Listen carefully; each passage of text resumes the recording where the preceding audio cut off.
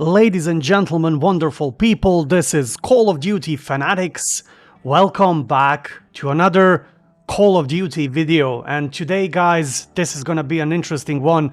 And when I just thought that I'm not gonna come back and record another video of Call of Duty, here I am again. But this one is going to be a completely different thing, because today I'm going to talk about how upcoming Battlefield 6 will eat Call of Duty alive as a franchise. And bear with me, guys, because there is a few interesting things I want to point out in this one. The rules have changed. There's a fine line between right and wrong. And somewhere in the shadows, they send us in to find it. 126 actual. Target is in the main house. You have execute authority. Bravo 6, going dark. So first things first, Call of Duty has ruled the FPS world for years, but the cracks are showing, and we can see that nearly every day. From recycled content to Fortnite style operators, it is no longer the titan it once was. And now a real threat is emerging on the horizon, and it's called Battlefield 6, guys. The comeback, the reckoning. And today we are diving deep into how Battlefield 6 is set to eat Call of Duty alive, as I said previously. So let's call it what it is. Call of Duty has lost its soul, and I'm saying that for the last 2 years at least. Once a gritty, boots on the ground war simulation, now it's giving us cat ears, EDM operators and anime finishers, like the one with the farting unicorn or whatever that thing is.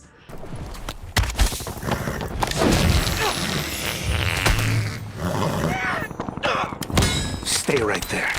The Modern Warfare trilogy used to mean something. Now it's about seasonal skin and overpriced bundles. Battlefield, as we could see from the latest test plays, on the other hand, has always leaned into scale, destruction and authenticity, and that's exactly what fans are craving again. Warzone, when it comes to Warzone, oh, that's a whole different story. Warzone became completely bloated, and we already have rumors that Battlefield 6 will also have its own free-to-play Warzone. The time to kill in Warzone was inconsistent for the last, I would say, forever. Anti-cheat, a ricochet, it's a joke. And let's not even talk about skill-based matchmaking system, or better known as SBMM, which is strangling casual fun. So Call of Duty unfortunately became a product. Battlefield, on the other hand, wants to be a game again. So we saw from the test plays that Battlefield 6 is returning to its roots. Modern military, squad-based gameplay, all-out war on a massive scale, plus the Battle Royale map that seemingly is going to be located in California, United States.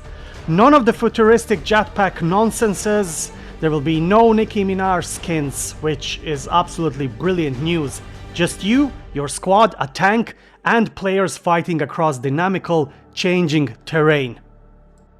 Now, Call of Duty maps are arenas, tight, symmetrical, predictable.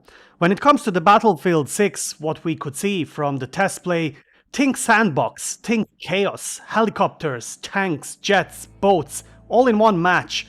That sheer scale is what makes Battlefield a battlefield, and Call of Duty, unfortunately, can't touch that.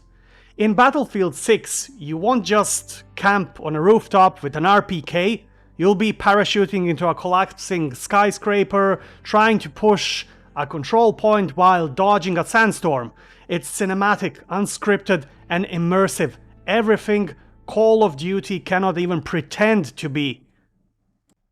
Now, when it comes to destruction was the Battlefield calling card. Then EA went soft with Battlefield 2042, but now they've listened. If Battlefield 6 fully commits to environmental destruction again, Call of Duty would be in a very rough position.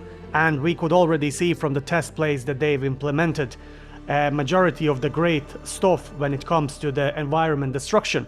So imagine dropping an entire enemy squad by taking out the floor beneath them, or denying a sniper perch by leveling a building.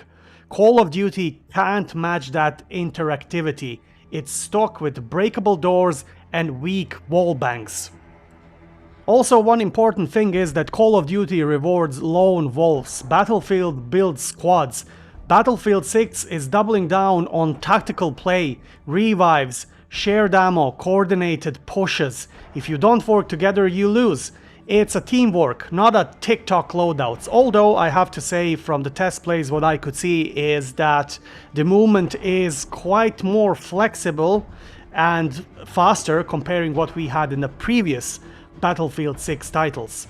So with the proximity voice chat and better squad mechanics, Battlefield offers the kind of military simulation that makes Call of Duty feel like a fast food shooter, or a team shooter if you prefer.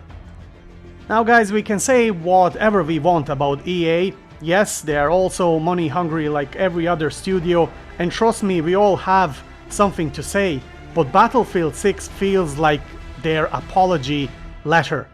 They know they screwed up with Battlefield 2042.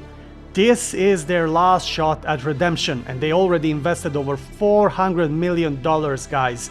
And they're bringing in DICE veterans and ex-COD, Call of Duty developers, and even community creators, which is something that should not be ignored.